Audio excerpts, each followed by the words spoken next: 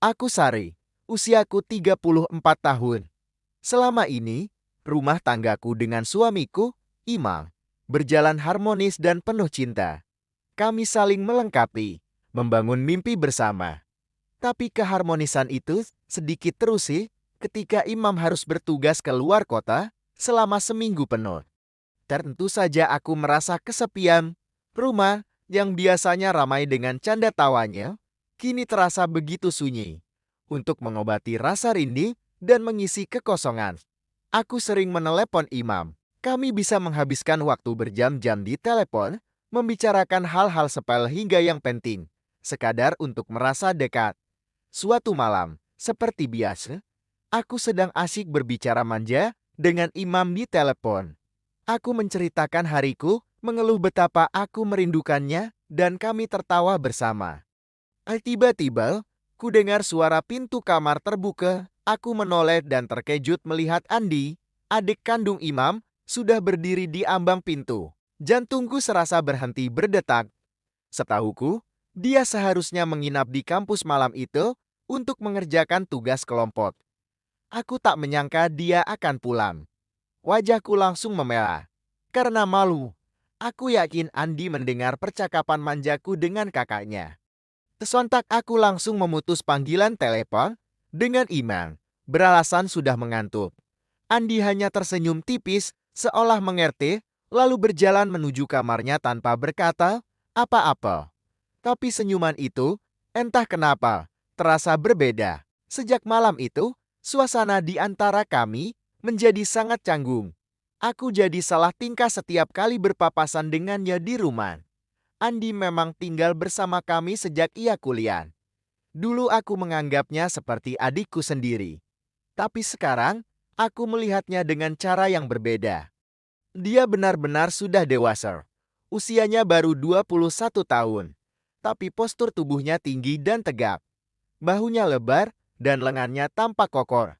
Wajahnya, harus kuakui, jauh lebih menarik daripada Imam saat seusianya. Garis rahangnya tegas, dan senyumnya memiliki daya pikat tersendiri.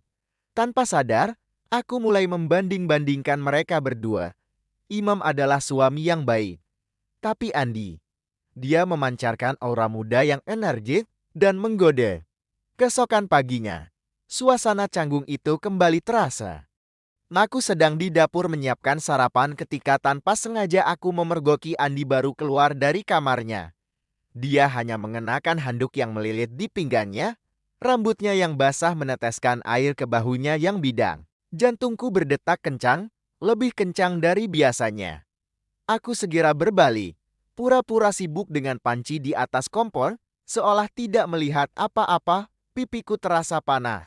Tapi saat setelah itu, samar-samar aku mendengar Andi bergumam pelan. Aku tidak yakin, tapi sepertinya dia menyebut namaku. Sari, apakah ini hanya perasaanku saja? Apakah aku terlalu berlebihan? Atau memang ada sesuatu yang berbeda dari cara Andi menatapku akhir-akhir ini? Rasa penasaran menggerogotiku, aku harus mencari tahu kebenarannya. Aku tidak bisa terus-menerus berada dalam ketidakpastian yang menyiksa ini. Aku memutuskan untuk mengambil langkah berani, sebuah langkah yang mungkin akan mengubah segalanya.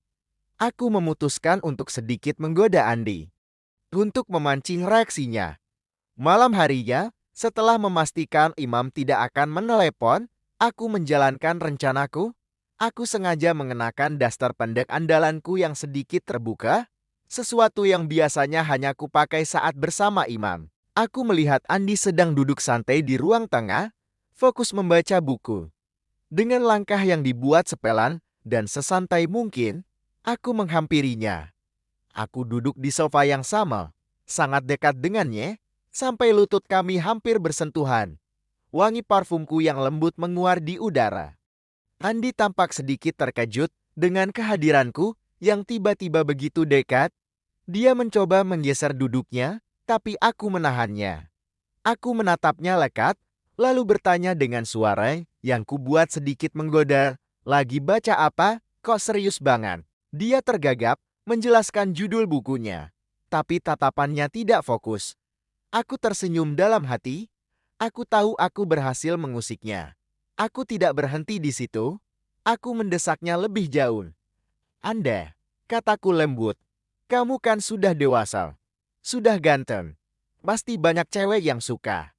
Siapa sih pacar kamu sekarang? Atau gadis yang lagi kamu suka? Aku bertanya sambil mencondongkan tubuhku lebih dekat, menatap matanya dalam-dalam. Dia tampak panik, berusaha mengalihkan pembicaraan. Gak ada, Mbak. Aku lagi fokus kuliah. Jawabnya gugup, tapi aku tidak menyerah. Aku terus mendesaknya, membuatnya tidak bisa mengelak lagi. Ayolah, jujur saja sama Mbak. Siapa gadis yang beruntung itu? Mbak janji nggak akan bilang siapa-siapa, bisiku. Suasana menjadi begitu tegang. Andi terdiam, menatapku dalam-dalam. Pandangannya kini tak lagi gugup, melainkan penuh dengan kejujuran yang menakutkan sekaligus mendebarkan. Setelah hening beberapa saat, akhirnya dia bicara. Suaranya bergetar. Dia mengakui bahwa wanita yang ia taksir, wanita yang selama ini memenuhi pikirannya, wanita yang ia impikan, adalah aku, Sari, kakak iparnya sendiri. Pengakuan itu seperti sambaran petir di siang bolong. Aku terkejut, tentu saja. Tapi anehnya, di balik keterkejutan itu, ada perasaan lain yang muncul. Perasaan berbunga-bunga, perasaan diinginkan dengan cara yang sudah lama tidak kurasakan dari suamiku sendiri. Pengakuan Andi membangkitkan sesuatu dalam diriku yang telah lama tertidur. Sejak malam pengakuan itu, aku memutuskan untuk tidak menghindar lagi. Tembok kecanggungan di antara kami telah runtuh, digantikan oleh ketertarikan yang tak terbantahkan. Perasaan kami sama-sama saling memiliki. Rasa bersalah pada Iman mulai terkalahkan oleh gejolak gairah yang semakin kuat setiap kali kami bertatapan. Kami tahu ini salah. Kami tahu ini adalah pengkhianatan. Tapi kami tidak bisa, atau mungkin tidak mau, menghentikannya. Kami mulai menghabiskan lebih banyak waktu berdua di rumah. Suatu siang, saat aku seharusnya sibuk menyiapkan makan siang, kami malah duduk berdua di meja makan. Andi menceritakan semua perasaannya secara mendalam. Dia bilang, dia sudah lama memendam perasaan ini, bahkan sebelum kejadian aku terpergok menelepon Imam. Dia bilang, aku adalah tipe wanita idealnya. Dewasa, perhatian, dan cantik.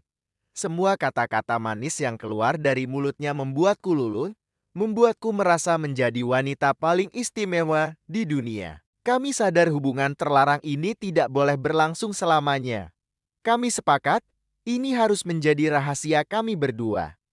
Tidak ada satupun orang yang boleh tahu, terutama Imam. Kami berjanji untuk menjaga rahasia ini rapat-rapat, menguburnya dalam-dalam di hati kami masing-masing. Dan anehnya, rahasia ini benar-benar terjaga. Waktu berlalu begitu cepat. 3 tahun telah lewat sejak hari itu. 3 tahun kami menyimpan api dalam sekam, bermain dengan bahaya di belakang punggung orang yang kami sayangi. Selama 3 tahun itu, kami menjalani peran kami dengan sempurna.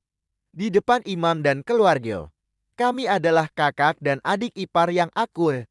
Tapi di belakang mereka, kami adalah 2 orang yang terikat oleh rahasia terlarang. Akhirnya, waktu memisahkan kami secara alami, Andi lulus kuliah, mendapatkan pekerjaan yang bagus di luar kota, dan memulai hidupnya sendiri. Tak lama kemudian, aku mendengar kabar bahwa dia sudah menikah dengan seorang gadis pilihannya. Aku turut bahagia untuknya, sungguh. Sementara itu, hubunganku dengan Imam juga memasuki babak baru. Setelah penantian yang cukup lama, aku dan Imam akhirnya dikaruniai seorang anak laki-laki yang sangat kami dambakan. Kebahagiaan kami terasa lengkap. Aku melihat senyum bahagia Imam saat dia menggendong putra kami untuk pertama kalinya. Senyum tulus yang penuh cinta dan syukur. Saat itu, aku tahu aku juga bahagia. Kebahagiaan yang nyata dan utuh bersama keluarga kecilku. Tapi jauh di dalam lubuk hatiku, di sudut paling tersembunyi, ada sebuah kotak rahasia yang terkunci rapat. Rahasia tentang Andi. Tentang cinta terlarang yang sempat bersemi di balik kepergian suamiku. Kisah yang tidak akan pernah kuceritakan kepada siapapun. Itu adalah bagian dari masa laluku, sebuah kenangan pahit sekaligus manis yang akan selalu tersimpan rapat selamanya. Terima kasih sudah mendengarkan ceritaku sampai akhir. Jangan lupa untuk subscribe channel ini agar tidak ketinggalan cerita-cerita menarik lainnya. Sampai jumpa.